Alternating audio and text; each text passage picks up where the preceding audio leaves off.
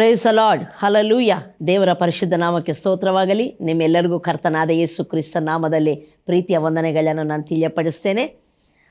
ಮತ್ತೊಮ್ಮೆ ಸತ್ಯಧ್ವನಿ ಎಂಬುವಂಥ ಈ ಪ್ರಾರ್ಥನಾ ಕಾರ್ಯಕ್ರಮಕ್ಕೆ ನಿಮ್ಮೆಲ್ಲರನ್ನು ನಾನು ಪ್ರೀತಿಯಿಂದ ಆಹ್ವಾನಿಸುತ್ತೇನೆ. ಈ ಸತ್ಯಧ್ವನಿ ಎಂಬುವಂಥ ಈ ಕಾರ್ಯಕ್ರಮ end time full gospel harvesters India Udupi ಮತ್ತು ಮಂಗಳೂರು ಸಭೆಗಳ ವತಿಯಿಂದ ಪ್ರಸಾರವಾಗುವಂಥದ್ದಾಗಿರ್ತೈತೆ. ನಮ್ಮ ಸಭೆಯಿಂದ ಪ್ರಸಾರವಾಗುವಂಥ ಸಂದೇಶಗಳು ನಿಮಗೆ ಹೆಚ್ಚಾಗಿ ಲಭ್ಯವಾಗಬೇಕಾದರೆ ಪಾಸ್ಟರ್ ಎಂ ಪಾಲ್ ಪ್ರವೀಣ್ ಎಂಬಂಥ ಫೇಸ್ಬುಕ್ ಪೇಜ್ ಇದೆ ಮತ್ತು ಯೂಟ್ಯೂಬ್ ಚಾನಲ್ ಇದೆ. ನೀವು ಯೂಟ್ಯೂಬ್ ಚಾನಲ್ ಸಬ್ಸ್ಕ್ರೈಬ್ ಮಾಡಿ, ಫೇಸ್ಬುಕ್ ಪೇಜನ್ನು ಲೈಕ್ ಮಾಡಿ, ಫಾಲೋ ಮಾಡುವಂಥದ್ದಾದರೆ ಈ ಸಂದೇಶಗಳು ನಿಮಗೆ ಹೆಚ್ಚಾಗಿ ದೊರಕುವಂಥವಾಗಿರ್ತವೆ. ಅಷ್ಟು ಮಾತ್ರವಲ್ಲ, ಏನಾದರೂ ಪ್ರಾರ್ಥನಾ ಸಹಾಯ ಮತ್ತು ದೇವರ ವಾಕ್ಯ ಸಂಬಂಧವಾದ ಆಲೋಚನೆಗಳು ನಿಮಗೆ ಬೇಕಾದಲ್ಲಿ ಟಿ ವಿ ಪರದ ಮೇಲೆ ಕಾಣ್ತಿರುವಂಥ ಫೋನ್ ನಂಬರನ್ನು ನೀವು ಸಂಪರ್ಕಿಸಬಹುದು. ಪವಿತ್ರಾತ್ಮನ ಸಹಾಯದಿಂದ ಆದಷ್ಟು ಸಹಾಯ ಮಾಡಲಿಕ್ಕೆ ನಾವು ಸಿದ್ಧರಿದ್ದೇವೆ ಎಂಬುದನ್ನು ಹೇಳಲಿಕ್ಕೆ ನಾನು ಇಷ್ಟಪಡ್ತೇನೆ. ದೇವರು ಒಳ್ಳೆಯವನು. ದೇವರು ನಮ್ಮನ್ನು ತುಂಬ ಪ್ರೀತಿ ಮಾಡುವ ಆತನಾಗಿದ್ದಾನೆ. ದೇವರು ಯಾವಾಗಲೂ ನಮ್ಮ ಪಕ್ಷದಲ್ಲಿರುವ ಆತನಾಗಿದ್ದಾನೆ. ಅದಕ್ಕೆ ದೇವರ ವಾಕ್ಯ ಹೇಳ್ತೈತೆ, ಭಯಪಡಬೇಡ್ರಿ, ಮನಃಶಾಂತಿಯಲ್ಲಿ ಇರ್ರಿ ಎಂಬುದಾಗಿ. ಅನೇಕ ಸಂಗತಿಗಳ ಲೋಕದಲ್ಲಿ ನಮ್ಮನ್ನು ಭಯಪಡಿಸುವಂಥವು, ನಿರೀಕ್ಷೆಯನ್ನು ತೊಲಗಿಸುವಂಥವು, ನಿರಾಶೆಯನ್ನುಂಟು ಮಾಡುವಂಥವಾಗಿರ್ತವೆ. ಆದರೆ ಇಂಥ ಈ ಲೋಕದಲ್ಲಿ ನಾವು ನಿರೀಕ್ಷೆ ಉಳ್ಳವರಾಗಿ, ಮನಃಶಾಂತಿ ಉಳ್ಳವರಾಗಿ ಬ್ರತಕಬೇಕಾದರೆ ದೇವರು ನಮ್ಮ ಮೇಲೆ ಇಟ್ಟಂಥ ಆತನ ಪ್ರೀತಿಯನ್ನು ನಾವು ನಂಬಬೇಕು. ಆತನ ಪ್ರೀತಿ ನಮ್ಮ ಮೇಲೆ ಇದೆ ಎಂಬುದಾಗಿ ಯಾವಾಗಾದರೆ ನಾವು ಭರವಸೆ ಉಳ್ಳವರಾಗಿರ್ತೇವೋ, ನಾವು ಎಲ್ಲ ಪರಿಸ್ಥಿತಿಗಳ ಮಧ್ಯದಲ್ಲಿ ದೈವ ಶಾಂತಿಯಿಂದ ತುಂಬಲ್ಪಟ್ಟವರಾಗಿರ್ತೇವೆ ಮತ್ತು ನಿರೀಕ್ಷೆ ಉಳ್ಳವರಾಗಿ ನಾವು ಮುಂದಕ್ಕೆ ನಡೆಯುವಂಥವರಾಗಿರ್ತೇವೆ. ಕರ್ತನಾಮಕ್ಕೆ ಸ್ತೋತ್ರ. ಅಂಥ ನಿರೀಕ್ಷೆಯನ್ನು, ಅಂಥ ಮನಃಶಾಂತಿಯನ್ನು, ದೇವರ ವಿಷಯದಲ್ಲಿ ಅಂಥ ನಂಬಿಕೆಯನ್ನು ನಮಗೆ ಉಂಟು ಮಾಡುವಂಥದ್ದು ದೇವರ ವಾಕ್ಯವಾಗಿರ್ತೈತೆ. ಅದಕ್ಕೆ ದೇವರ ವಾಕ್ಯ ಹೇಳ್ತೈತೆ, ವಾಕ್ಯವನ್ನು ಹೇಳುತ್ತಾ ಇರುವುದರಿಂದ ನಂಬಿಕೆ ಉಂಟಾಗ್ತೈತೆ ಎಂಬುದಾಗಿ. ಅದಕ್ಕೆ ವಾಕ್ಯವನ್ನು ಓದುವಂಥವರು, ಕೇಳುವಂಥವರು, ಅದನ್ನು ಧ್ಯಾನಿಸುವವರು, ಅದರ ಪ್ರಕಾರ ನಡೆಯುವವರು ಧನ್ಯರು ಎಂಬುದಾಗಿ ಸತ್ಯವೇದ ಹೇಳುವಂಥದ್ದಾಗಿರ್ತೈತೆ. ಆದ್ದರಿಂದ ಇನ್ನೊಮ್ಮೆ ಸತ್ಯಧ್ವನಿ ಎಂಬ ಈ ಕಾರ್ಯಕ್ರಮದ ಮೂಲಕ ದೇವರ ವಾಕ್ಯವನ್ನು ಕೇಳುವುದಕ್ಕೆ ನಾನು ನಿಮ್ಮನ್ನು ಆಹ್ವಾನಿಸ್ತಿದ್ದೇನೆ. ಯಾರಾದರೂ ಈಗಾಗಲೇ ನೀವು ದೇವರ ವಾಕ್ಯವನ್ನು ಕೇಳಲಿಕ್ಕೆ ಸಿದ್ಧರಿದ್ದೀರೋ, ನಿಮ್ಮನ್ನು ಕ್ರಿಸ್ತನಲ್ಲಿ ನಾನು ಅಭಿನಂದಿಸ್ತೇನೆ. ಯಾಕಂದರೆ ಒಳ್ಳೆಯ ಭಾಗವನ್ನು ನೀವು ಆರಿಸಿಕೊಂಡವರಾಗಿದ್ದೀರಾ. ಹಲ್ಲೆಲೂಯಾ, ಕರ್ತನಾಮಕ್ಕೆ ಸ್ತೋತ್ರ. ಈಗ ನಾವು ದೇವರ ವಾಕ್ಯವನ್ನು ನಾವು ನೋಡ್ತಾ ಹೋಗೋಣ. ಕಳೆದ 2 ವಾರಗಳಲ್ಲಿ ಕ್ರಿಸ್ತನ ಶಿಲುಬೆಯ ವಿಷಯವಾದ ಮಾತು ಏನಾಗಿದೆ, ಆ ಶಿಲುಬೆಯ ವಿಷಯವಾದ ಮಾತು ಯಾವುದು ಎಂಬುದಂಥ ಕೆಲವು ಸಂಗತಿಗಳನ್ನು ನಾವು ಧ್ಯಾನ ಮಾಡ್ತಾ ಬಂದೆವು. ಇವತ್ತು ಸಹ ಅದನ್ನೇ ಮುಂದುವರಿಸಿ, ಯಾಕಂದರೆ ಗುಡ್ ಫ್ರೈಡೇ ಇನ್ನು ಮುಂದೆ ನಾವು ಆಚರಿಸಲಿಕ್ಕಿದ್ದೇವೆ. ಅದಕ್ಕಿಂತ ಮುಂಚೆ ಎಲ್ಲ ಕ್ರೈಸ್ತವ ಸಮಾಜ ಲೆಂಟ್ ಡೇಸ್ ಎಂಬುದಾಗಿ ಕರ್ತನ ಶ್ರಮ ದಿನಗಳನ್ನು ಜ್ಞಾಪಕ ಮಾಡಿಕೊಳ್ಳುವಂಥ ಆ ಒಂದು ಪ್ರಾರ್ಥನಾ ಕೂಟಗಳನ್ನು ಏರ್ಪಾಟು ಮಾಡಿಕೊಂಡಿರುವಂಥದ್ದಾಗಿರ್ತೈತೆ. ಇಂಥ ದಿನಗಳಲ್ಲಿ ಕ್ರಿಸ್ತನ ಮರಣವನ್ನು, ಆತನ ಶ್ರಮೆಗಳನ್ನು, ಆತನ ಪಟ್ಟ ಹಿಂಸೆಯನ್ನು ನಾವು ಜ್ಞಾಪಕ ಮಾಡಿಕೊಳ್ತಾ ಬರ್ತೇವೆ. ದೇವರ ವಾಕ್ಯ ಸಹ ಹೇಳ್ತೈತೆ, ನಾನು ಬರುವ ತನಕ ನನ್ನ ಮರಣವನ್ನು ನೀವು ಪ್ರಚಾರ ಮಾಡುತ್ತೀರಿ ಎಂಬುದಾಗಿ. ಆತನ ಮರಣವನ್ನು ಜ್ಞಾಪಕ ಮಾಡಿಕೊಳ್ಳುವಂಥದ್ದಂದರೆ ಆತನ ಮರಣದ ಸಂದೇಶವು, ಸುವಾರ್ತೆಯು ಏನಾಗಿದೆಯೋ ಅದನ್ನು ಜ್ಞಾಪಕ ಮಾಡಿಕೊಳ್ಳುವಂಥದ್ದು. ಹೀಗೆ ಆತನ ಮರಣದ ಸಂದೇಶವು, ಆತನ ಮರಣದ ಮೂಲಕ ಮನುಷ್ಯ ಜಾತಿಗೆ ದೇವರು ಕೊಡುವಂಥ ಆ ಸುವಾರ್ಥ ಸಂದೇಶವನ್ನು ನಾವು ಯಾವಾಗಾದರೆ ಜ್ಞಾಪಕ ಮಾಡಿಕೊಳ್ತೇವೋ ಅದು ನಮ್ಮಲ್ಲಿ ನಂಬಿಕೆಯನ್ನು ಹುಟ್ಟಿಸುವಂಥದ್ದಾಗಿರ್ತೈತೆ. ಆ ನಂಬಿಕೆಯ ಮೂಲಕ ದೇವರ ರಕ್ಷಣೆಯನ್ನು ನಾವು ಅನುಭವಿಸುವಂಥವರು, ಹೊಂದಿಕೊಳ್ಳುವಂಥವರು ನಾವಾಗಿರ್ತೇವೆ. ಈಗ ದೇವರ ವಾಕ್ಯ ನಾವು ನೋಡೋಣ. ಕೊರಿಂಥದವರಿಗೆ ಬರೆದಂಥ ಮೊದಲನೇ ಪತ್ರಿಕೆ 1ನೇ ಅಧ್ಯಾಯ 18ನೇ ವಚನ. ಒಂದು ಸಾರಿ ಓದೋಣ. 1ನೇ ಅಧ್ಯಾಯ 18ನೇ ವಚನ. ಶಿಲುಬೆಯ ವಿಷಯವಾದ ಮಾತು ನಾಶನದ ಮಾರ್ಗದಲ್ಲಿರುವವರಿಗೆ ಹುಚ್ಚು ಮಾತಾಗಿದೆ, ರಕ್ಷಣೆಯ ಮಾರ್ಗದಲ್ಲಿರುವ ನಮಗಾದರೂ ದೇವರ ಶಕ್ತಿಯಾಗಿದೆ ಎಂಬುದಾಗಿ. ಶಿಲುಬೆಯ ವಿಷಯವಾದ ಮಾತು ನಾಶನ ಮಾರ್ಗದಲ್ಲಿ ಇರುವವರಿಗೆ ಹುಚ್ಚು ಮಾತಾಗಿದೆ, ರಕ್ಷಣಾ ಮಾರ್ಗದಲ್ಲಿರುವ ನಮಗಾದರೂ ದೇವರ ಶಕ್ತಿಯಾಗಿದೆ ಎಂಬುದಾಗಿ. ಇಲ್ಲಿ ಕೆಲವು ಸಂಗತಿಗಳು ನಾವು ಪ್ರಾರಂಭದಲ್ಲಿ ನಾವು ನೋಡಿದೆವು. ಶಿಲುಬೆಯ ವಿಷಯವಾದ ಮಾತು ಅಂತೇಳಿ ಪೌಲನು ಹೇಳ್ತಿದ್ದಾನೆ. ಶಿಲುಬೆಯ ವಿಷಯವಾದ ಮಾತು ಅಂದರೆ ಏನು? ಮೊದಲನೇದಾಗಿ. ಎರಡನೇದಾಗಿ ಇಲ್ಲಿ ನಾಶನ ಮಾರ್ಗದಲ್ಲಿ ಇರುವವರು ಯಾರು? ಮೂರನೇದಾಗಿ ರಕ್ಷಣಾ ಮಾರ್ಗದಲ್ಲಿ ಇರುವವರು ಯಾರು? ಮತ್ತು ಆ ಶಿಲುಬೆಯ ಮಾತು ದೇವರ ಶಕ್ತಿ ಆಗಿದೆ ಅಂತ. ಏನು ದೇವರ ಶಕ್ತಿ ಎಂಬುದಾಗಿ ಈ 4 ಸಂಗತಿಗಳನ್ನು ನಾವು ನಾವು ಬರ್ತಾ ಇದ್ದೇವೆ. ನಾವು ನೋಡ್ತೀವಿ, ಶಿಲುಬೆಯ ವಿಷಯವಾದ ಮಾತು ಅಂದರೆ ಶಿಲುಬೆಯಲ್ಲಿ ಯೇಸು ಕ್ರಿಸ್ತನು ರಕ್ತ ಸುರಿಸಿ ಶ್ರಮೆಪಟ್ಟು ಪ್ರಾಣ ಕೊಟ್ಟಿರುವಂಥ ಆತನಾಗಿದ್ದಾನೆ ಮತ್ತು ಹೂಣಲ್ಪಟ್ಟು 3ನೇ ದಿವಸ ಮೃತ್ಯುಂಜಯನಾಗಿ ಎದ್ದು ಬಂದ ಆತನಾಗಿದ್ದಾನೆ. ಇದು ಆತನ ಶಿಲುಬೆಯ ಮರಣ ಪುನರುತ್ಥಾನಗಳ ಸಂಗತಿ ಎಂಬುದಾಗಿ. ಅದನ್ನು ಆತನು ತನಗೋಸ್ಕರ ಮಾಡಲಿಲ್ಲ, ನಮಗೋಸ್ಕರ ಮಾಡಿದ್ದಾನೆ, ನಮಗೋಸ್ಕರ ಆತನು ಸತ್ತಿದ್ದಾನೆ, ನಮಗೋಸ್ಕರ ಹೂಣಲ್ಪಟ್ಟಿದ್ದಾನೆ, ನಮಗೋಸ್ಕರ ಎದ್ದು ಬಂದ ಆತನು ಆಗಿದ್ದಾನೆ ಎಂಬುದಾಗಿ ಸತ್ಯವೇದ ಹೇಳುವಂಥದ್ದಾಗಿರ್ತೈತೆ. ಆ ಶಿಲುಬೆಯಲ್ಲಿ ಆತನು ಹೊಂದಿರುವ ಶ್ರಮೆಗಳು, ಹಿಂಸೆಗಳು, ಆತನು ಸುರಿಸಿರುವ ರಕ್ತ, ಆತನು ಪಟ್ಟಂಥ ಮರಣ ಮತ್ತು ಆತನು ಹೂಣಲ್ಪಟ್ಟದ್ದು, ಎದ್ದು ಬಂದದ್ದು, ಇದರಲ್ಲಿ ಮನುಷ್ಯ ಜಾತಿಗೆ ದೇವರು ಏನು ಮಾಡಿದ್ದಾನೆ, ಮನುಷ್ಯರಾದ ನಮಗೆ ಏನು ಅನುಗ್ರಹಗಳನ್ನು ಆತನು ಕೊಟ್ಟಿದ್ದಾನೋ ಸಂಗತಿಗಳ ಸಮಾಚಾರವೇ ನಾವು ನೋಡ್ತೀವಿ ಶಿಲುಬೆಯ ವಿಷಯವಾದ ಮಾತು ಎಂಬುದಾಗಿ. ಇದಕ್ಕೆ ಇನ್ನೊಂದು ಪದ ದೇವರ ವಾಕ್ಯದಲ್ಲಿ ಉಪಯೋಗಿಸಲ್ಪಟ್ಟಿದೆ, ಅದೇನೆಂದರೆ ಸುವಾರ್ತೆ ಎಂಬುದಾಗಿ. ಸುವಾರ್ತೆ ಸಹ ಶಿಲುಬೆಯ ವಿಷಯವಾದ ಮಾತೆ ಸುವಾರ್ತೆಯಾಗಿರ್ತೈತೆ. ಹಲ್ಲೆಲೂಯ. ಈಗ ಎರಡನೇದಾಗಿ ನಾವು ನೋಡ್ತೇವೆ, ನಾಶನ ಮಾರ್ಗದಲ್ಲಿ ಇರುವವರಿಗೆ ಅದು ಹುಚ್ಚು ಮಾತಾಗಿದೆ ಎಂಬುದಾಗಿ. ನಾಶನ ಮಾರ್ಗದಲ್ಲಿ ಇರುವವರು ಯಾರಂದರೆ ದೇವರ ಸುವಾರ್ತೆಯನ್ನು, ಕ್ರಿಸ್ತನ ಮರಣ ಪುನರುತ್ಥಾನಗಳಲ್ಲಿ ದೇವರು ಮನುಷ್ಯರಿಗೆ ಮಾಡಿರುವಂಥ ಆಶೀರ್ವಾದಗಳ ಸಂಗತಿಯನ್ನು ತಿಳಿಸುವಂಥ ಸಮಾಚಾರವನ್ನು ಯಾರಾದರೆ ಹುಚ್ಚು ಮಾತು ಅಂತ ಹೇಳಿ ಅದನ್ನು ತಿರಸ್ಕರಿಸ್ತಾರೋ, ನಂಬುವುದಿಲ್ಲವೋ, ಅವರು ನಾಶನ ಮಾರ್ಗದಲ್ಲಿ ಇರುವವರು ಎಂಬುದಾಗಿ ಸತ್ಯವೇದ ಹೇಳುವಂಥದ್ದಾಗಿರ್ತೈತೆ. ಅದಕ್ಕೆ ದೇವರು ಕ್ರಿಸ್ತನ ಶಿಲುಬೆಯ ಮರಣ ಪುನರುತ್ಥಾನಗಳಲ್ಲಿ ಮನುಷ್ಯರಿಗೆ ಏನು ಆಶೀರ್ವಾದಗಳು ಕೊಟ್ಟಿದ್ದಾನೋ ಅದು ತಿಳ್ಕೊಂಡು ಅದನ್ನು ನಂಬುವಂಥದ್ದು ಅಗತ್ಯವಾಗಿ ಬೇಕಾಗಿದೆ. ಯಾಕಂದರೆ ನಂಬದಿದ್ದರೆ ನಾವು ನಾಶನಕ್ಕೆ ಒಪ್ಪಿಸಲ್ಪಟ್ಟವರಾಗಿರ್ತೇವೆ, ನಮ್ಮನ್ನು ನಾವೇ ಒಪ್ಪಿಸಿಕೊಟ್ಟವರು ನಾವು ಆಗಿರ್ತೇವೆ. ಅದು ಹುಚ್ಚು ಮಾತಾಗಿ ತೋರುವಂಥದ್ದಾದರೆ ಏನಾತನ ಮರಣ, ಏನಾತನ ಪುನರುತ್ಥಾನ, ಇದರಲ್ಲೇನು ದೊಡ್ಡ ವಿಷಯ ಇದೆ, ಅಥವಾ ಆತನ ಸತ್ತದ್ರಲ್ಲಿ ನಮ್ಮ ಪಾಪಗಳಿಗೆ ಪರಿಹಾರವಾಗ್ತವೆ, ನಾವೇಗೆ ದೇವರ ಮಕ್ಕಳಾಗ್ತೇವೆ, ಅದನ್ನು ಬಹಳ ಕ್ಷುಲ್ಲಕವಾಗಿ ಸಾಮಾನ್ಯವಾಗಿ ಒಂದು ಪ್ರಾಕೃತ ಜ್ಞಾನದಿಂದ ನಾವು ಅರ್ಥ ಮಾಡಿಕೊಂಡು ಅದು ಹುಚ್ಚು ಮಾತೆಂಬುದಾಗಿ ನಾವು ಎಣಿಸುವಂಥದ್ದಾದರೆ ದೇವರ ವಾಕ್ಯ ಹೇಳ್ತೈತೆ ಅದು ನಾಶನ ಮಾರ್ಗದಲ್ಲಿ ಇರುವವರಿಗೆ ಹುಚ್ಚು ಮಾತು. ಅಂದರೆ ಹುಚ್ಚು ಮಾತಂತ ಯಾರು ಎಣಿಸ್ತಾರೋ ಅವರು ನಾಶನ ಮಾರ್ಗದಲ್ಲಿ ಇರುವವರು ಎಂಬುದಾಗಿ ದೇವರ ವಾಕ್ಯ ಹೇಳುವಂಥದ್ದಾಗಿರ್ತೈತೆ. ಮೂರನೇದಾಗಿ ನಾವು ನೋಡ್ತಿದ್ದೇವೆ, ರಕ್ಷಣಾ ಮಾರ್ಗದಲ್ಲಿ ಇರುವ ನಮಗಾದರು ಎಂಬುದಾಗಿ. ಅದು ದೇವರ ಶಕ್ತಿಯಾಗಿದೆ ಎಂಬುದಾಗಿ.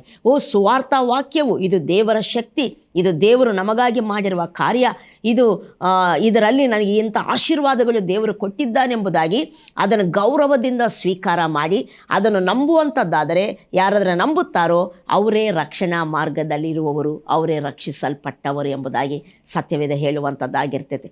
ಆದ್ದರಿಂದ ರೋಮ ಪತ್ರಿಕೆ 1ನೇ ಅಧ್ಯಾಯ 16ನೇ ವಚನ ಹೇಳ್ತೈತೆ, ನಾನು ಸುವಾರ್ಥ ವಿಷಯದಲ್ಲಿ ನಾಚಿಕೆಗೊಳ್ಳುವವನಲ್ಲ, ಯಾಕಂದರೆ ಸುವಾರ್ತೆಯು ದೇವರ ಬಲ ಸ್ವರೂಪವಾಗಿದ್ದು ಮೊದಲು ಯಹೂದ್ಯರಿಗೆ ಮತ್ತು ಗ್ರೀಕರಿಗೆ ಅಂತೂ ನಂಬುವವರೆಲ್ಲರಿಗೂ ಅದು ರಕ್ಷಿಸುವಂಥದ್ದಾಗಿದೆ, ರಕ್ಷಣೆ ಉಂಟು ಮಾಡುವಂಥದ್ದಾಗಿದೆ ಎಂಬುದಾಗಿ ದೇವರ ವಾಕ್ಯದಲ್ಲಿ ಹೇಳಲ್ಪಟ್ಟಿರುವಂಥದ್ದಾಗಿದೆ. ಅಂದರೆ ಸುವಾರ್ಥ ವಾಕ್ಯವು ದೇವರ ಬಲ ಸ್ವರೂಪ. ಇನ್ನೊಂದು ಮಾತಲ್ಲಿ ಹೇಳಬೇಕಾದ್ರೆ ಅದನ್ನು ನಂಬುವವರನ್ನು ರಕ್ಷಿಸುವಂಥ ದೇವರ ಕೈ ಸಾಧನ ಎಂಬುದಾಗಿ, ದೇವರ ಮಾರ್ಗ ಎಂಬುದಾಗಿ ಅದರ ಬಗ್ಗೆ ನಾವು ಹೇಳಬಹುದು. ಹಲ್ಲೆಲೂಯ. ಸುವಾರ್ಥ ವಾಕ್ಯವು ದೇವರ ಬಲ ಸ್ವರೂಪವಾಗಿದೆ, ನಂಬುವವರನ್ನು ರಕ್ಷಿಸುವ ದೇವರ ಸಾಧನವಾಗಿದೆ ಮತ್ತು ದೇವರ ಅದು ಮಾರ್ಗ, ದೇವರ ಮಾರ್ಗದಾಗಿದೆ. ನಮ್ಮನ್ನು ರಕ್ಷಿಸುವಂಥ ನಂಬುವವರನ್ನು ರಕ್ಷಿಸುವುದಕ್ಕೆ ಅದು ದೇವರ ಮಾರ್ಗವಾಗಿದೆ ಎಂಬುದಾಗಿ. ಹಲ್ಲೆಲೂಯ. ಆದ್ದರಿಂದ ಅದನ್ನು ಯಾರು ನಂಬುತ್ತಾರೋ ಅದು ಅವರಿಗೆ ರಕ್ಷಣೆಯನ್ನು ಕೊಡ್ತತೆ ಎಂಬುದಾಗಿ ಪೌಲನು ರೋಮಾಪುರದವರಿಗೆ ಬರೆದ ಪತ್ರಿಕೆಯಲ್ಲಿ ಸಹ ಬರೆದಿರುವಂಥ ಆತನಾಗಿದ್ದಾನೆ. ಅದಕ್ಕೆ ಸುವಾರ್ಥ ಸಂದೇಶವೆಂದರೆ ಆತನ ಶಿಲುಬೆಯ ಮರಣ ಪುನರುತ್ಥಾನಗಳಲ್ಲಿ ದೇವರು ಮನುಷ್ಯರಾದ ನಮಗೆ ಏನು ಆಶೀರ್ವಾದಗಳನ್ನು ಕೊಟ್ಟಿದ್ದಾನೋ ಅದರ ಕುರಿತಾದ ಸಮಾಚಾರವೇ ಸುವಾರ್ಥ ವಾಕ್ಯ ಅಥವಾ ಶಿಲುಬೆಯ ವಿಷಯವಾದ ಮಾತು. ಆ ಸುವಾರ್ಥ ವಾಕ್ಯವನ್ನು ಕೇಳಿರುವಂಥ ನಾವುಗಳು ಆ ಸುವಾರ್ತೆಯಲ್ಲಿ ಹೇಳಲ್ಪಟ್ಟ ಸಂಗತಿ ಅಂದರೆ ಆತನ ಮರಣದಲ್ಲಿ ನೀವು ಪಾಲುಗಾರರಾಗಿದ್ದೀರಿ, ಆತನೊಂದಿಗೆ ಸತ್ತಿದ್ದೀರಿ, ಸತ್ತಂತ ನಿಮಗೆ ಪಾಪದ ವಶದಿಂದ ಬಿಡುಗಡೆಯಾಗಿದೆ, ಪಾಪದ ಪಾಲಿಗೆ ನೀವು ಸತ್ತವರಾಗಿದ್ದೀರಿ, ಇನ್ನು ಪಾಪದ ಸಂಬಂಧ ನಿಮಗಿಲ್ಲ ಎಂಬ ಸುವಾರ್ತೆಯನ್ನು ಯಾವಾಗಾದರೆ ನಾವು ನಂಬುತ್ತೇವೋ ನಿಜಕ್ಕೂ ನಮಗೆ ಪಾಪದ ವಶದಿಂದ ನಾವು ಬಿಡುಗಡೆಯನ್ನು ಹೊಂದುವಂಥವರಾಗಿರ್ತೇವೆ. ಹಲ್ಲೆಲೂಯ. ಈ ನಂಬಿದ ಕೂಡಲೇ ನಮಗೆ ಪಾಪದ ವಶದಿಂದ ಬಿಡುಗಡೆ ಆಗ್ತೈತಾ ಅಂಥೇಳಿ ಸಂಶಯಿಸುವಂಥದ್ದಲ್ಲ, ದೇವರು ಏನಾದರೂ ಮಾಡಲಿಕ್ಕೆ ಶಕ್ತನಾಗಿದ್ದಾನೆಂಬುದಾಗಿ ನಂಬಿಕೆಯಿಂದ ಶುಭವಾರ್ತೆಯನ್ನು ನಾವು ನಂಬುವಂಥದ್ದಾದರೆ ಅದು ಖಂಡಿತ ನಂಬುವಂಥವರೆಲ್ಲರಿಗೂ ಅದು ರಕ್ಷಣೆಯನ್ನು ಉಂಟು ಮಾಡುವಂಥದ್ದಾಗಿದೆ. Praise the lord. ಈಗ ನಾವಿನ್ನೂ ಕೆಲವು ಸಂಗತಿಗಳನ್ನು ನಾವು ನೋಡೋಣ. ಆತನ ಮರಣ, ಆತನ ಶಿಲುಬೆಯ ಮರಣದಲ್ಲಿ ದೇವರು ನಮಗಿನ್ನೂ ಏನೆಲ್ಲ ಮಾಡಿದ್ದಾನೆ ಎಂಬುದಾಗಿ ನಾವು ನೋಡ್ತಾ ಹೋಗೋಣ. ನಮಗೆಲ್ಲರಿಗೂ ಗೊತ್ತಿರುವಂಥ ವಿಷಯಗಳೇ ಅನೇಕ ಸಾರಿ ಬಟ್ ಆದರೆ ಅದರ ಜ್ಞಾಪಕ ಮಾಡಿಕೊಳ್ಳುವಂಥದ್ದು ನಿಜಕ್ಕೂ ನಮ್ಗೆ ಆಶೀರ್ವಾದವಾಗಿರ್ತೈತೆ. ಮೊದಲನೇದಾಗಿ ನಾವು ನೋಡ್ತೇವೆ ಕೊರಂತಿದವರಿಗೆ ಬರೆದಂಥ ಮೊದಲನೇ ಪತ್ರಿಕೆ 15ನೇ ಅಧ್ಯಾಯ 3ನೇ ವಚನದಲ್ಲಿ ಒಂದು ಮಾತು ಬರೆಯಲ್ಪಟ್ಟಿದೆ. ಅದು ಲಾಸ್ಟ್ ಟೈಮ್ ನಾನು ಹೇಳಿದೆ, ಶಿಲುಬೆಯಲ್ಲಿ ಏನು ನಡೆದಿದೆಯೋ ಅದುವೇ ಸುವಾರ್ತೆ ಎಂಬುದಾಗಿ. ಅಲ್ಲಿ ಅದನ್ನೇ ಪೌಲನು ಮತ್ತೊಮ್ಮೆ ಕೊರಂತಿದವರಿಗೆ ಬರಿತಾ ಇರ್ತಾನೆ. ಅದನ್ನು ಹೇಳ್ತಾನೆ, ಅಲ್ಲಿ ಹೀಗೆ ಹೇಳಲ್ಪಟ್ಟಿದೆ, ಶಾಸ್ತ್ರದಲ್ಲಿ ಮುಂತಿಳಿಸಿರುವ ಪ್ರಕಾರವೇ ನಮ್ಮ ಪಾಪ ನಿವಾರಣೆಗಾಗಿ ಆತನು ಶಿಲುಬೆಯಲ್ಲಿ ಪ್ರಾಣ ಕೊಟ್ಟನು, ಮರಣಿಸಿದನು, ಹೂಣಲ್ಪಟ್ಟನು. ಆತನು ಶಾಸ್ತ್ರದಲ್ಲಿ ಮುಂತಿಳಿಸಿರುವ ಪ್ರಕಾರವೇ ಆತನು ಎಬ್ಬಿಸಲ್ಪಟ್ಟನು ಎಂಬುದಾಗಿ ಬರೆಯಲ್ಪಟ್ಟಿರುವಂಥದ್ದಾಗಿದೆ. ಅಲ್ಲಿ ನಾವು ನೋಡ್ತೇವೆ ನಮ್ಮ ಪಾಪ ನಿವಾರಣೆಗಾಗಿ ಆತನು ಸತ್ತನು ಎಂಬುದಾಗಿ. ಇಲ್ಲಿ ಅದಕ್ಕಿಂತ ಮುಂಚೆ ಒಂದು ಸಂಗತಿ ಹೇಳಲಿಕ್ಕೆ ಇಷ್ಟಪಡ್ತೇನೆ. ಆತನ ಶಿಲುಬೆಯ ಮರಣದಲ್ಲಿ ಏನಾಗಿದೆ ಎಂಬುದಾಗಿ ನಾವು ನೋಡುವಾಗ ರೋಮಾಪುರದವರಿಗೆ ಬರೆದಂಥ ಪತ್ರಿಕೆ 5ನೇ ಅಧ್ಯಾಯ 8ನೇ ವಚನ ಹೀಗೆ ಹೇಳುವಂಥದ್ದಾಗಿದೆ. ಅದೇನೆಂದರೆ, ನಾವಿನ್ನೂ ಪಾಪಿಗಳಾಗಿರುವಾಗಲೇ, ನಾವಿನ್ನೂ ದೇವರಿಗೆ ವೈರಿಗಳಾಗಿ ಬ್ರತುಕುತ್ತಿರುವಾಗಲೇ, ಇನ್ನೂ ನಾವು ಭಕ್ತಿಹೀನರಾಗಿರುವಾಗಲೇ ನಮಗೋಸ್ಕರ ಆತನು ಪ್ರಾಣ ಕೊಟ್ಟದರಲ್ಲಿ ನಮ್ಮ ಮೇಲೆ ತನಗಿರುವ ಪ್ರೀತಿಯನ್ನು ಸಿದ್ಧಾಂತ ಪಡಿಸಿದ್ದಾನೆ ಎಂಬುದಾಗಿ. ಆತನ ಶಿಲುಬೆಯ ಮರಣ ಸಾರುವಂಥ ಒಂದು ಅದ್ಭುತವಾದ ಸಂದೇಶವೇನೆಂದರೆ, ದೇವರು ನಮ್ಮ ಮೇಲೆ ತನ್ನ ಪ್ರೀತಿಯನ್ನು ಇಟ್ಟಿದ್ದಾನೆ ಎಂಬುದಾಗಿ. ನಾವು ಪಾಪಿಗಳೇ ಹೌದು, ದೇವರಿಂದ ದೂರವಾದವರೇ ಹೌದು, ದೇವರಿಗೆ ವಿರೋಧವಾಗಿ ಜೀವಿಸುವವರೇ ಹೌದು, ಶತ್ರುಗಳಾಗಿ ಬಾಳ್ತಿರುವಂಥವರೇ ಹೌದು. ಆದರೂ ಸಹ ದೇವರ ವಾಕ್ಯ ಹೇಳ್ತೈತೆ, ದೇವರು ನಮ್ಮನ್ನು ಎಷ್ಟೋ ಪ್ರೀತಿ ಮಾಡಿದ್ದಾನೆ ಎಂಬುದಾಗಿ, ನಮ್ಮ ಮೇಲೆ ಆತನಿಗೆ ಪ್ರೀತಿ ಉಂಟು ಎಂಬುದಾಗಿ ಸತ್ಯವೇದ ಹೇಳುವಂಥದ್ದಾಗಿದೆ. ನಿಜ, ನಾವು ದಾರಿ ತಪ್ಪಿ ಹೋಗಿದ್ದೇವೆ, ಅದು ಆತನಿಗೆ ಇಷ್ಟ ಇಲ್ಲ. ಬಟ್ ದಾರಿ ತಪ್ಪಿ ಹೋದಂಥ ನಮ್ಮ ಮೇಲೆ ಆತನ ಪ್ರೀತಿ ಮಾತ್ರ ಅದು ಶಾಶ್ವತವಾದದ್ದಾಗಿದೆ, ಅದು ಬದಲಾಗುವುದೇ ಇಲ್ಲ. ಅದಕ್ಕೆ ದೇವರ ವಾಕ್ಯ ಹೇಳ್ತೈತೆ, ನಿಮ್ಮನ್ನು ಶಾಶ್ವತವಾದ ಪ್ರೀತಿಯಿಂದ ನಾನು ಪ್ರೀತಿ ಮಾಡ್ತಿದ್ದೇನೆ ಎಂಬುದಾಗಿ ಯೆರೆಮೀಯ ಪ್ರವಾದನ ಗ್ರಂಥದಲ್ಲಿ ನಾವು ನೋಡುವಂಥವರಾಗಿರ್ತೇವೆ. ದೇವರ ಪ್ರೀತಿಯೇ ಶಾಶ್ವತವಾದದ್ದು. ನಿಜ, ನಾವು ಪಾಪಿಗಳಾಗಿರುವಂಥದ್ದು ಆತನಿಗೆ ಇಷ್ಟವಿಲ್ಲ, ನಾವು ಪಾಪದಲ್ಲಿರುವಂಥದ್ದು ಇಷ್ಟವಿಲ್ಲ. ಬಟ್ ಆದರೆ ಪಾಪಿಗಳಾದಂಥ ನಮ್ಮನ್ನು ಮಾತ್ರ ಆತನ ಪ್ರೀತಿ ಅಗಲುವುದೇ ಇಲ್ಲ. ಆತನ ಪ್ರೀತಿ ನಮ್ಮ ಮೇಲೆ ಮತ್ತು ಯಾವಾಗಲೂ ಇರುವಂಥದ್ದು ಆಗಿರ್ತೈತೆ. ಅದು ಹೇಗೆ ನಿಜ ದೇವರು ನಮ್ಮನ್ನು ಪ್ರೀತಿ ಮಾಡ್ತಾನ ಅಂತ ನಾವು ನೋಡುವಂಥದ್ದಾದರೆ, ದೇವರ ವಾಕ್ಯ ಹೇಳ್ತೈತೆ, ಶಿಲುಬೆಯಲ್ಲಿ ತನ್ನ ಮಗನು ಪ್ರಾಣ ಕೊಟ್ಟದರಲ್ಲಿ ದೇವರಿಗೆ ನಮ್ಮ ಮೇಲೆ ಇರುವ ಪ್ರೀತಿ ಸಿದ್ಧಾಂತವಾಗಿದೆ ಎಂಬುದಾಗಿ ತೋರಿ ಬಂದಿದೆ, ರುಜುವು ಮಾಡಲ್ಪಟ್ಟಿದೆ. ಅಂದರೆ ಇಲ್ಲಿ ನಾನು ವಾಕ್ಯ ಹೇಳ್ತಿದ್ದೇನೆ, ನನ್ನ ಮೇಲೆ ದೇವರಿಗೆ ಪ್ರೀತಿ ಉಂಟಾ ಅಂದರೆ ಅದಕ್ಕೆ ಪ್ರೂಫ್ ಏನಂದರೆ ಶಿಲುಬೆಯಲ್ಲಿ ಯೇಸು ಕ್ರಿಸ್ತನು ಪ್ರಾಣ ಕೊಟ್ಟಿರುವಂಥದ್ದೇ. ಅದಕ್ಕೆ ಆತನ ಮರಣ ಸಾರುವಂಥ ಸಂದೇಶ, ದೇವರು ನಿನ್ನನ್ನು ಪ್ರೀತಿಸ್ತಿದ್ದಾನೆ, ದೇವರಿಗೆ ನಿನ್ನ ಮೇಲೆ ಪ್ರೀತಿ ಉಂಟು, ದೇವರು ಶಾಶ್ವತವಾದ ಪ್ರೇಮದಿಂದ ನಿನ್ನನ್ನು ಪ್ರೀತಿಸ್ತಿದ್ದಾನೆ, ನಿನ್ನನ್ನು ಆತನ ಕೈ ಬಿಡುವುದಿಲ್ಲ, ಅಗಲುವುದಿಲ್ಲ ಎಂಬುದಾಗಿ ನಮ್ಮ ಮೇಲೆ ದೇವರಿಗಿರುವ ಪ್ರೀತಿಯನ್ನು ಆ ಕ್ರಿಸ್ತನ ಶಿಲುಬೆಯ ಮರಣ ಪುನರುತ್ಥಾನ ಸಾರುವಂಥದ್ದಾಗಿರ್ತೈತೆ. ಹಲಲು ನಾವು ಪಾಪಿಗಳಾಗಿದ್ದೇವೆಂಬುದಾಗಿ ನಮ್ಮನ್ನು ಆತನು ಬಿಟ್ಟುಕೊಡಲಿಲ್ಲ, ಹಾಳಾಗಿ ಹೋಗಲೆಂಬುದಾಗಿ ಆತ ನಮಗೆ ಶಿಕ್ಷೆ ಕೊಟ್ಟು ಬಿಡಲಿಲ್ಲ. ಬದಲಾಗಿ ನಾವು ಆತನ ಬಳಿಗೆ ಬಂದು ತಿರುಗಿ ನಾವು ರಕ್ಷಣೆಯಲ್ಲಿರಬೇಕು, ಆತನ ಮಹಿಮೆಯಲ್ಲಿ ನಾವು ಬಾಳಬೇಕು ಎಂಬುದಾಗಿ ನಮ್ಮನ್ನು ಪ್ರೀತಿ ಮಾಡಿರುವಂಥ ದೇವರು ನಮಗೋಸ್ಕರ ತಾನೇ ಮಾನವನಾಗಿ ಇಳಿದು ಬಂದು ನಮಗೋಸ್ಕರ ಆತನ ರಕ್ತ ಸುರಿಸಿ ಪ್ರಾಣ ಕೊಟ್ಟು 3ನೇ ದಿವಸ ಮೃತ್ಯುಂಜಯನಾಗಿ ಎದ್ದು ಬಂದಾತನಾಗಿದ್ದಾನೆ. ಅದಕ್ಕೆ ಶಿಲುಬೆಯ ಸಂದೇಶ ದೇವರು ಹೇಳ್ತಿರುವಂಥದ್ದು, ಮಗನೇ ಮಗಳೇ, ನಾನು ನಿನ್ನನ್ನು ಪ್ರೀತಿಸ್ತಿದ್ದೆ. ನಮಗನಿಸ ಪ್ರೀತಿಸಿದರೆ ಏನಾಯ್ತಂತೆ ಅಂತ. ಇಲ್ಲ, ದೇವರ ಪ್ರೀತಿ ನಿನ್ನನ್ನು ರಕ್ಷಿಸುವಂಥದ್ದಾಗಿದೆ, ನಿನ್ನನ್ನು ಕಾಪಾಡುವಂಥದ್ದಾಗಿದೆ, ನಿನ್ನನ್ನು ಮೇಲಕ್ಕೆತ್ತುವಂಥದ್ದಾಗಿದೆ, ನಿನ್ನನ್ನು ಘನಪಡಿಸುವಂಥದ್ದಾಗಿದೆ, ನಿಮ್ಮನ್ನು ಉದ್ಧರಿಸುವಂಥದ್ದಾಗಿದೆ. ಯಾಕಂದರೆ ನಾವು ಯಾರನ್ನು ಪ್ರೀತಿ ಮಾಡ್ತೇವೋ ಅವರನ್ನು ನಾವು ಖಂಡಿತ ಉದ್ಧಾರ ಮಾಡಲಿಕ್ಕೆ ಇಷ್ಟಪಡ್ತೇವೆ, ಅವರಿಗೆ ಖಂಡಿತ ಸಹಾಯ ಮಾಡಲಿಕ್ಕೆ ನಾವು ಸಿದ್ಧರಿರ್ತೇವೆ. ಯಾಕಂದರೆ ಪ್ರೀತಿಯ ಅಂಥದ್ದು, ಅದು ಸಹಾಯ ಮಾಡ್ತೈತೆ, ಬಿದ್ದಾಗ ಮೇಲಕ್ಕೆತ್ತತೈತೆ, ಸಹಾಯ ಬೇಕಾದಾಗ ಸಹಾಯ ಕೊಡ್ತೈತೆ, ಅವರನ್ನು ಆಶೀರ್ವದಿಸ್ತೈತೆ, ಅನೇಕ ಸಂಗತಿಗಳನ್ನು ಪ್ರೀತಿ ಮಾಡುವಂಥದ್ದಾಗಿರ್ತೈತೆ. ಅದಕ್ಕೆ ತಂದೆಯು ನಮ್ಮ ಮೇಲೆ ಎಂಥ ಪ್ರೀತಿಯನ್ನಿಟ್ಟಿದ್ದಾನೆ.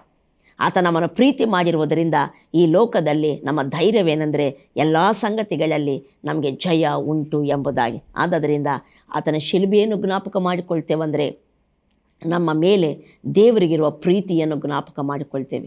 ಆತನ ಪ್ರೀತಿಯನ್ನು ನಾವು ಜ್ಞಾಪಕ ಮಾಡಿಕೊಳ್ತೇವೆಂದರೆ ನಮ್ಮಲ್ಲಿ ನಂಬಿಕೆ, ದೇವರ ಸಹಾಯ ನಮಗೆ ಉಂಟು, ದೇವರ ಮಹಿಮೆಯಲ್ಲಿ ನಮಗೆ ಪಾಲುಂಟು ಎಂಬುವಂಥ ನಂಬಿಕೆ, ದೃಢ ಚಿತ್ತ ನಮ್ಮಲ್ಲಿ ಉಂಟಾಗುವಂಥದ್ದಾಗಿರ್ತೈದೆ. ಅದಕ್ಕೆ ಆತನ ಶಿಲುಬೆಯ ಸಂದೇಶ ಅದೇನೆಂದರೆ, ದೇವರು ನಿನ್ನನ್ನು ಪ್ರೀತಿ ಮಾಡ್ತೀವಿ. ಇದನ್ನು ನಂಬ್ತೀಯಾ? ಇದನ್ನು ನಂಬುತ್ತೇವಾ? ಆ ಸಂದೇಶ, ದೇವರು ನಿಮ್ಮನ್ನು ಪ್ರೀತಿ ಮಾಡ್ತಾನೆಂಬ ಸಂದೇಶ ನಮ್ಮನ್ನು ರಕ್ಷಿಸುವಂಥದ್ದಾಗಿರ್ತೈದೆ, ನಮ್ಮನ್ನು ಕಾಪಾಡುವಂಥದ್ದಾಗಿರ್ತೈತೆ, ನಮ್ಮಲ್ಲಿ ಮನಃಶಾಂತಿಯನ್ನು ಉಂಟು ಮಾಡುವಂಥದ್ದಾಗಿರ್ತೈತೆ, ನಮ್ಮಲ್ಲಿ ಸ್ಥಿರಚಿತ್ತವನ್ನು ದೃಢಚಿತ್ತವನ್ನು ಉಂಟು ಮಾಡುವಂಥದ್ದಾಗಿರ್ತೈತೆ. ಎಲ್ಲ ಪರಿಸ್ಥಿತಿಗಳಲ್ಲಿ ಜಯ ನಮಗುಂಟು ಎಂಬುವಂಥ ಭರವಸೆಯನ್ನು ಕೊಡುವಂಥದ್ದಾಗಿರ್ತೈತೆ. ಹಲ್ಲೆಲೂಯಾ. ಅದಕ್ಕೆ ಆತನು ಪ್ರೀತಿಸ್ತಾನೆ, ನಮಗೆಲ್ಲ ಗೊತ್ತಿರುವಂಥ ಸಂಗತಿ. ಬಟ್ ನಂಬಬೇಕು. ಪ್ರತಿ ದಿನ ಪ್ರತಿ ಸಂಗತಿಗಳಲ್ಲಿ ಭಯ ಉಂಟಾಗುವಂಥ ಪ್ರತಿ ಸನ್ನಿವೇಶಗಳಲ್ಲಿ ದೇವರ ಪ್ರೀತಿ ನನ್ನ ಮೇಲೆ ಉಂಟು ಎಂಬುದಾಗಿ ನಾವು ನಂಬುವಂಥದ್ದಾದರೆ ಆ ಸುವಾರ್ತೆ ನಮ್ಮನ್ನು ಎಲ್ಲ ಸಮಸ್ಯೆಗಳಲ್ಲಿ ರಕ್ಷಿಸುವಂಥದ್ದು ಆಗಿರ್ತದೆ. ಹಲ್ಲೆಲೂಯ.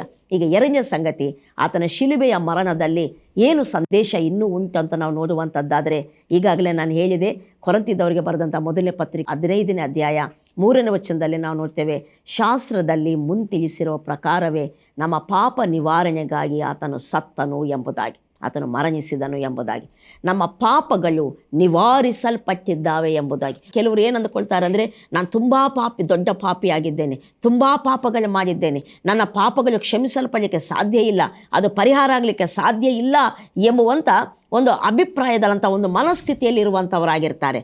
ಅದು ಒಂದು ಸೈತಾನನ ಟ್ರಿಕ್.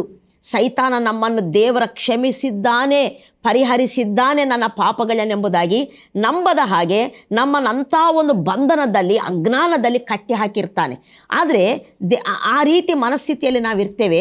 ಅದಕ್ಕೆ ರುಜುವೇನೆಂದರೆ, ನಮ್ಮ ಪಾಪಗಳು ನಿಶ್ಚಯವಾಗಿ ಪರಿಹಾರವಾಗಿದ್ದಾವೆ. ನಮ್ಮ ಪಾಪ ನಿವಾರಣೆ ನಡೆದಿದೆ ಆತನ ಶಿಲುಬೆಯ ಮರಣದಲ್ಲಿ. ಆತನ ಸುರಿಸಿರುವ ರಕ್ತದಿಂದ ನಮ್ಮ ಅಪರಾಧಗಳು ಪರಿಹಾರವಾಗಿ ನಮಗೆ ಬಿಡುಗಡೆಯಾಗಿದೆ ಎಂಬುದಾಗಿ ದೇವರ ವಾಕ್ಯ ಏನು ಹೇಳ್ತೈತೋ ಅದು ಸತ್ಯ ಅಂತ ಹೇಳಲಿಕ್ಕೆ ರುಜುವೇನೆಂದರೆ ಆತನ ಶಿಲುಬೆಯ ಮರಣ. ಆತನ ಶಿಲುಬೆಯ ಮರಣ ನಾವು ನೋಡ್ತೇವೆ. ಆತನು ದೇವಕುಮಾರನು, ದೇವರೇ ಆಗಿರುವಂಥ ಆತನು ಮನುಷ್ಯನಾಗಿ ಬಂದಿದ್ದಾನೆ. ನಿಜ, ಮರಣಕ್ಕೆ ಆತನಲ್ಲಿ ಯಾವ ಅಧಿಕಾರವಿಲ್ಲ, ಆತನ ಸಾಯುವುದಕ್ಕೆ ಸಾಧ್ಯನೇ ಇಲ್ಲ. ಬಟ್ ಆತನು ಮರಣಿಸಿದ್ದಾನಂದರೆ ಇಲ್ಲಿ ಒಂದು ಸಂಗತಿ ನಡೆದಿದೆ. ಅದೇನೆಂದರೆ, ಅದನ್ನು ದೇವರ ವಾಕ್ಯ ಹೇಳ್ತೈತೆ.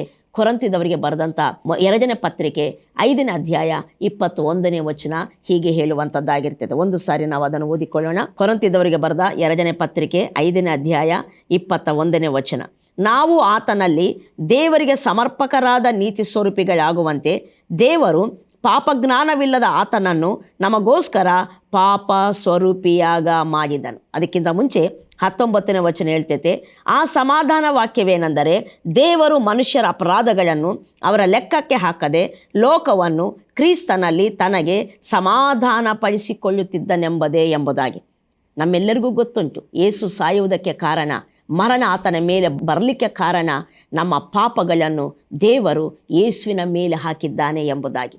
ದೇವರ ವಾಕ್ಯ ಹೇಳ್ತೈತೆ, ದೇವರಂತೆ ನಮ್ಮ ಅಪರಾಧಗಳನ್ನು ನಮ್ಮ ಲೆಕ್ಕಕ್ಕೆ ಹಾಕದೆ ಅದನ್ನು ಕ್ರಿಸ್ತನ ಲೆಕ್ಕಕ್ಕೆ ಹಾಕಿ ನಮ್ಮನ್ನು ತನ್ನ ಸಂಗಡ ಸಂಧಾನ ಮಾಡಿಕೊಂಡಿದ್ದಾನಂತೆ.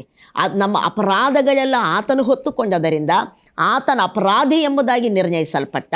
ಯಾವಾಗಾದರೂ ಆತನ ಅಪರಾಧಿ ಎಂಬುದಾಗಿ ನಿರ್ಣಯಿಸಲ್ಪಟ್ಟನೋ ಮರಣವು ಆತನ ಮೇಲೆ ಬಂತು. ಹಲ್ಲೆಲೂಯಾ. ಅದಕ್ಕೆ ನಮ್ಮ ಪಾಪಗಳು ಆತನ ಮೇಲೆ ಓದೋದು ಸತ್ಯ, ಇಲ್ಲದಿದ್ದರೆ ಆತನ ಮರಣಿಸಲಿಕ್ಕೆ ಅಸಾಧ್ಯವಾಗಿತ್ತು. ಆತನು ಮರಣಿಸಿದ್ದಾನಂದರೆ ನಮ್ಮ ಪಾಪಗಳು ನಮ್ಮ ಮೇಲೆ ಇಲ್ಲದೆ ಅವು ಕ್ಷಮಿಸಲ್ಪಟ್ಟಿದ್ದಾವೆ, ಪರಿಹಾರವಾಗಿದ್ದಾವೆ, ಅವು ಕ್ರಿಸ್ತನ ಮೇಲೆ ಹೋಗಿರುವಂಥವಾಗಿದ್ದಾವೆ. ಅದಕ್ಕೆ ಸತ್ಯವೇದ ಹೇಳ್ತೈತೆ, ಆತನ ಮರಣ ಸಾರುವಂಥ ಸುವಾರ್ತೆ ಏನಂದರೆ, ನಿನ್ನ ಅಪರಾಧಗಳು ನಿನ್ನ ಲೆಕ್ಕದಲ್ಲಿಲ್ಲ, ಅದನ್ನು ದೇವಕುಮಾರನಾದಂಥ ಯೇಸು ಕ್ರಿಸ್ತನ ಲೆಕ್ಕಕ್ಕೆ ಹಾಕಲ್ಪಟ್ಟಿದೆ. ಆತನು ನಿನಗೋಸ್ಕರ ಪಾಪ ಸ್ವರೂಪಿಯಾಗಿ ಮಾಡಲ್ಪಟ್ಟಿದ್ದಾನೆ. ನಿನ್ನ ಪಾಪಗಳನ್ನು ಹೊತ್ತುಕೊಂಡು ನೀನು ದೇವರಿಗೆ ಸಮರ್ಪಕವಾದ ನೀತಿ ಸ್ವರೂಪಿಯಾಗಿ ಮತ್ತು ದೇವರು ನಿನ್ನನ್ನು ಮಾಡಿದ್ದಾನೆ ಎಂಬುದಾಗಿ ಆತನ ಮರಣವು ಈ ಶುಭವಾರ್ತೆಯನ್ನು ನಮಗೆ ಸಾರುವಂಥದ್ದಾಗಿದೆ. ಎಂಥ ಅದ್ಭುತವಾದ ಶುಭವಾರ್ತೆ. ನಮ್ಮ ಪ್ರಾರ್ಥನೆ ಕೇಳಬೇಕಂದ್ರೆ ನಮಗೆ ದೇವರು ಕೇಳಿದ್ದಾನಾ ಇಲ್ವಾ ಡೌಟು. ಯಾಕಂದರೆ ನಾನು ಪಾಪ ಮಾಡಿದ್ದೇನೆ, ಅನೇಕ ತಪ್ಪುಗಳು ಮಾಡಿದ್ದೇನೆ. ನನ್ನ ಪ್ರಾರ್ಥನೆ ದೇವರು ಕೇಳ್ತಾನಾ? ನನಗೆ ಈ ಸಂಗತಿಯಲ್ಲಿ ದೇವರು ಸಹಾಯ ಮಾಡ್ತಾನಾ? ನನಗೆ ಅದ್ಭುತ ಆಗ್ತೈತಾ? ನನ್ನ ರೋಗ ಗುಣ ಆಗ್ತೈತಾ? ನನಗೆ ಈ ವಿಷಯದಲ್ಲಿ ಪರಿಹಾರ ಸಿಗ್ತೈತಾ? ಯಾಕಂದರೆ ನಾನು ಪಾಪಿಯಾಗಿದ್ದೇನೆ.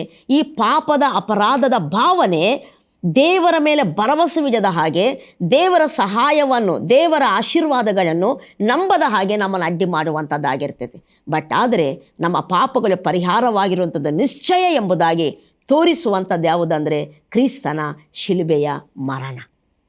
ಆತನ ಶಿಲುಬೆಯು ಹೇಳ್ತಾ ಇದೆ, ನಿನ್ನ ಪಾಪಗಳು ನಿನ್ನ ಲೆಕ್ಕದಲ್ಲಿ ಇಲ್ಲ, ನಿನ್ನ ಪಾಪಗಳು ಆತನ ರಕ್ತದಲ್ಲಿ ತೊಳೆಯಲ್ಪಟ್ಟು ನಿನಗೆ ಬಿಡುಗಡೆಯಾಗಿದೆ, ನಿನ್ನ ಪಾಪಗಳು ನಿನ್ನ ಮೇಲಿಂದ ತೊಲಗಿ ಹೋಗಿದ್ದಾವೆ. ಈಗ ನೀನು ಕ್ರಿಸ್ತನಲ್ಲಿ ದೇವರಿಗೆ ಸಮರ್ಪಕವಾದ ನೀತಿ ಸ್ವರೂಪಿ. ಯಾಕಂದರೆ ನೀನು ನೀತಿ ಸ್ವರೂಪಿ ಆಗಬೇಕೆಂಬುದಾಗಿ ದೇವರು ತನ್ನ ಮಗನನ್ನು ಪಾಪ ಸ್ವರೂಪಿಯಾಗ ಮಾಡಿದ್ದಾನೆ ಎಂಬುದಾಗಿ ಆತನ ಶಿಲುಬೆಯು ಸಾರ್ತಾ ಉಂಟು. ಇದನ್ನು ನಾವು ನಂಬಬೇಕು. ಇದು ನಮಗೆ ತಿಳಿದಿರ್ತೈತೆ, ಕ್ರೈಸ್ತವರಿಗೆ ಖಂಡಿತವಾಗಿ ಇದು ಗೊತ್ತಿರ್ತೈತೆ, ನಮ್ಮ ಪಾಪಗಳ ಆತ ಹೊತ್ತುಕೊಂಡಿದ್ದಾನೆ, ಅದಕ್ಕೆ ಸತ್ತಿದ್ದಾನೆ ಅಂತೇಳಿ. ಬಟ್ ಆದರೆ ನೀನು ಅದನ್ನು ನಂಬ್ತಿದ್ದೀಯಾ? ನಿನ್ನ ಪಾಪಗಳು ನಿನ್ನ ಲೆಕ್ಕದಲ್ಲಿ ಇಲ್ಲ ಅಂತ ನಂಬ್ತೀಯಾ? ಈಗ ನೀನು ದೇವರಿಗೆ ಸಮರ್ಪಕವಾದ ನೀತಿ ಸ್ವರೂಪಿ, ನೀನು ಪಾಪಿ ಅಲ್ಲ ಎಂಬುದಾಗಿ ನಂಬ್ತೀಯಾ? ಆ ನಂಬಿಕೆ ನಿನ್ನನ್ನು ರಕ್ಷಿಸುವಂಥದ್ದಾಗಿರ್ತೈತೆ. ಅದಕ್ಕೆ ಇವತ್ತು ಈ ಸಂದೇಶದಲ್ಲಿ 2 ಸಂಗತಿಗಳನ್ನು ಕವರ್ ಮಾಡಿದೆವು. 2 ಸಂಗತಿಗಳನ್ನು ನಂಬಬೇಕು. ಮೊದಲು ಆತನ ಶಿಲುಬೆಯು ಸಾರುವ ಸುವಾರ್ತೆ, ದೇವರು ನಿನ್ನ ಮೇಲೆ ಎಷ್ಟೋ ಪ್ರೀತಿಯನ್ನಿಟ್ಟಿದ್ದಾನೆ. ಆ ಪ್ರೀತಿ ನಿನ್ನನ್ನು ಅಪಜಯಗೊಳಿಸುವುದೇ ಇಲ್ಲ. ಆ ಪ್ರೀತಿ ನಿನ್ನನ್ನು ಕೈ ಬಿಡುವುದೇ ಇಲ್ಲ. ಆ ಪ್ರೀತಿ ಯಾವಾಗಲೂ ನಿನಗೆ ಒಳ್ಳೆಯದನ್ನೇ ಮಾಡ್ತೈತೆ ಎಂಬುವ ಸಂದೇಶ ಆತನ ಶಿಲುಬೆಯ ಮರಣ ಸಾರ್ತಾನೇ ಇದೆ. ಅದನ್ನು ನಾವು ನಂಬಬೇಕು. ಹೌದು ಕರ್ತನೆ, ನಾನು ನಂಬುತ್ತೇನೆ, ತಂದೆ ದೇವರೇ, ನೀನು ನನ್ನ ಮೇಲೆ ಎಷ್ಟೋ ಪ್ರೀತಿಯನ್ನಿಟ್ಟಿದೆ. ಈ ಪ್ರೀತಿ ನನ್ನನ್ನು ಕೈ ಬಿಡುವುದಿಲ್ಲ, ನನ್ನನ್ನು ಅಪಜಯಗೊಳಿಸುವುದೇ ಇಲ್ಲ ಎಂಬುದಾಗಿ ನಾವು ನಂಬಬೇಕು. 2ನೇದಾಗಿ ಆ ಶಿಲುಬೆಯ ಮರಣ ಸಾರುವಂಥ ಸಂದೇಶ, ನೀನೀಗ ದೇವರ ನೀತಿ ಸ್ವರೂಪಿ, ನಿನ್ನ ಪಾಪಗಳು ಪರಿಹಾರವಾಗಿದ್ದಾವೆ, ಆತನ ರಕ್ತದಲ್ಲಿ ತೊಳೆಯಲ್ಪಟ್ಟಿದೆ, ನಿನಗೆ ಪಾಪದಿಂದ ಬಿಡುಗಡೆಯಾಗಿದೆ. ಈಗ ದೇವರ ನೀತಿ ಸ್ವರೂಪಿ, ನೀನು ಪಾಪ ಸ್ವರೂಪಿ ಅಲ್ಲ ಎಂಬುದಾಗಿ ಆತನ ಶಿಲುಬೆಯ ಸಂದೇಶ ಸಾರ್ತತೆ. ಇದನ್ನು ನಾವು ನಂಬಬೇಕು. ನಾನು ಪಾಪಿಯಲ್ಲ, ನಾನು ನೀತಿ ಸ್ವರೂಪಿ. ನನ್ನ ಪಾಪಗಳು ಕ್ರಿಸ್ತನ ಲೆಕ್ಕದಲ್ಲಿ ಹಾಕಲ್ಪಟ್ಟು ಆತನು ಪಾಪ ಸ್ವರೂಪಿಯಾಗಿ ಮಾಡಲ್ಪಟ್ಟು ಮರಣಿಸಿದ್ದಾನೆ. ನನಗೆ ಆತನು ಸುರಿಸಿರುವ ರಕ್ತದಿಂದ ನನ್ನ ಪಾಪಗಳು ಕ್ಷಮಿಸಲ್ಪಟ್ಟು ನನ್ನ ಅಪರಾಧಗಳು ಪರಿಹಾರವಾಗಿ ನನಗೆ ಬಿಡುಗಡೆಯಾಗಿದೆ. ನಾನು ದೇವರ ನೀತಿ ಸ್ವರೂಪಿ ಎಂಬುದಾಗಿ ನಾವು ನಂಬಬೇಕು. ನಾನು ದೇವರ ನೀತಿ ಸ್ವರೂಪಿ ಆಗಿರುವುದರಿಂದ ನನ್ನ ಪ್ರಾರ್ಥನೆಗೆ ಸದುತ್ತರ ಉಂಟಾಗ್ತೈತೆ. ನನ್ನ ಮಾರ್ಗದಲ್ಲೆಲ್ಲ ನಾನು ಜಯಗಳನ್ನು ಕಾಣ್ತೇನೆ. ದೇವರ ಸಹಾಯ ನಿಶ್ಚಯವಾಗಿ ಯಾವಾಗಲೂ ನನಗಿರ್ತೈತೆ. ಎಲ್ಲ ವಿಷಯಗಳಲ್ಲಿ ದೇವರ ಸಹಾಯ ಇರ್ತೈತೆ. ಯಾಕಂದರೆ ನಾನು ದೇವರ ನೀತಿ ಸ್ವರೂಪಿ ಆಗಿದ್ದೇನೆ ಎಂಬುದಾಗಿ ನಾವು ನಂಬಬೇಕು. ಈ ನಂಬಿಕೆ ನಮ್ಮ ಜೀವನದಲ್ಲಿ ಹೊಸ ಬೆಳಕನ್ನು ಕೊಡುವಂಥದ್ದಾಗಿರ್ತೈತೆ. ದೇವರ ಜಯಗಳನ್ನು ಅನುಭವಿಸುವಂತೆ ಮಾಡುವಂಥದ್ದಾಗಿರ್ತೈತೆ. ಶಿಲುಬೆಯ ಸಂದೇಶ ಏನು ಹೇಳ್ತೈತೋ ಕೇಳಿದ್ದೇವೆ. ಅದನ್ನು ನಾವು ನಂಬುವಂಥದ್ದಾದರೆ ಆ ಸಂದೇಶವೇ ನಮ್ಮನ್ನೆಲ್ಲ ವಿಷಯಗಳಲ್ಲಿ ಮತ್ತು ರಕ್ಷಿಸಿ ಜಯದಲ್ಲಿ ನಡೆಸುವಂಥದ್ದಾಗಿರ್ತದೆ. ನಾವು ಪ್ರಾರ್ಥನೆ ಮಾಡಿಕೊಳ್ಳೋಣ. ಪ್ರೀತಿಯುಳ್ಳ ಪರಲೋಕದ ತಂದೆ ದೇವರೇ, ಯೇಸು ಕ್ರಿಸ್ತನ ನಾಮದಲ್ಲಿ ನಿಮಗೆ ಸ್ತುತಿ ಸ್ತೋತ್ರಗಳನ್ನು ಸಲ್ಲಿಸುತ್ತೇವೆ. ಸ್ವಾಮಿ, ನಿನ್ನ ಶಿಲುಬೆಯ ಮಾತು ನಂಬುವವರಿಗೆ ಅದು ರಕ್ಷಣೆ ಕೊಡುವ ಶಕ್ತಿಯಾಗಿದೆ ಎಂಬುದಾಗಿ ನಾವು ಕೇಳ್ತಾ ಇದ್ದೇವೆ. ರಕ್ಷಣಾ ಮಾರ್ಗದಲ್ಲಿರುವ ನಮಗಾದರೂ ಅದು ದೇವರ ಶಕ್ತಿ ಎಂಬುದಾಗಿ, ನಿನ್ನ ಶಿಲುಬೆಯ ಮಾತು ಅದು ನಿನ್ನ ಪ್ರೀತಿ ನಮ್ಮ ಮೇಲೆ ಉಂಟು ಎಂಬುದಾಗಿ ಹೇಳ್ತಾ ಇದೆ. ನಮ್ಮ ಪಾಪಗಳ ಪರಿಹಾರವಾಗಿ ನಮಗೆ ಬಿಡುಗಡೆಯಾಗಿದೆ. ನಾವು ಈಗ ದೇವರ ನೀತಿ ಸ್ವರೂಪಿಗಳಾಗಿದ್ದೇವೆ ಎಂಬುದಾಗಿ ಹೇಳ್ತಾ ಉಂಟು. ಇದನ್ನು ಕರ್ತನೆ ಕೇಳಿರುವಂಥ ನಮ್ಮ ಪ್ರಿಯರಲ್ಲಿ ಕರ್ತನೆ ಇದನ್ನು ನಂಬುವ ಹಾಗೆ ಪವಿತ್ರಾತ್ಮನೆ ಪ್ರತಿಯೊಬ್ಬರಲ್ಲಿ ಕಾರ್ಯ ನಡೆಯಲಿ. ಪ್ರತಿಯೊಬ್ಬರು ಶಿಲುಬೆಯ ಸಂದೇಶವನ್ನು ಏನೆಂಬುದಾಗಿ ತಿಳಿಯಲಿ ಸ್ವಾಮಿ. ಅದನ್ನು ನಂಬುವಂತೆ ಅನುಗ್ರಹವಾಗಲಿ ಸ್ವಾಮಿ. ಅದನ್ನು ನಂಬುವವರಿಗೆ ಅದು ದೇವರ ಶಕ್ತಿ, ಅದನ್ನು ನಂಬುವವರನ್ನು ಅದು ರಕ್ಷಿಸುತ್ತದೆ ಎಂಬುದಾಗಿ ಕೇಳ್ತಿದ್ದೇವೆ. ಆ ಕಾರ್ಯಗಳನ್ನು, ಆಶೀರ್ವಾದಗಳನ್ನು ಅನುಭವಿಸುವಂತೆ ನಿನ್ನ ಸುವಾರ್ತಾ ವಾಕ್ಯವನ್ನು, ಶಿಲುಬೆಯ ಸಂದೇಶವನ್ನು ನಂಬುವ ಹಾಗೆ ನಮ್ಮೆಲ್ಲರ ಕಥೆಯ ಕೇಳುವಂಥ ಪ್ರತಿಯೊಬ್ಬರಲ್ಲಿ ನಿನ್ನ ಕಾರ್ಯ ನೀನು ಮಾಡುವಾತನೇ ನಿನ್ನ ಕೈಗೆ ನಾನು ಒಪ್ಪಿಸಿಕೊಡ್ತೇನೆ. ಸ್ತೋತ್ರ ಮಾಡ್ತೇನೆ ಸ್ವಾಮಿ. ಕೃಪೆಗಾಗಿ ಸ್ತೋತ್ರ. ಈ ಸಂದೇಶ ಕೇಳ್ತಿರೋಂಥ ಪ್ರತಿಯೊಬ್ಬರ ಸ್ವಾಮಿ ಕರ್ತನೆ, ನಿನ್ನ ಸುವಾರ್ಥ ವಾಕ್ಯ ನಂಬುವರಿಂದ ಅವರ ಜೀವನದಲ್ಲಿ ದೊಡ್ಡ ರಕ್ಷಣೆಯನ್ನು ಅವರು ಅನುಭವಿಸಲಿ. ಎಲ್ಲ ವಿಷಯಗಳಲ್ಲಿ ನಿನ್ನ ರಕ್ಷಣೆ ಅವ್ರಿಗುಂಟಾಗಲಿ ಎಂಬುದಾಗಿ ನಾನು ಪ್ರಾರ್ಥಿಸ್ತೇನೆ. ಯೇಸು ನಾಮದಲ್ಲಿ ಪ್ರಾರ್ಥಿಸಿ ಬೇಡಿ ಹೊಂದಿದ್ದೇನೆ ಪ್ರೀತಿಯುಳ್ಳ ಪರಲೋಕದ ತಂದೆ. ಆಮೆನ್.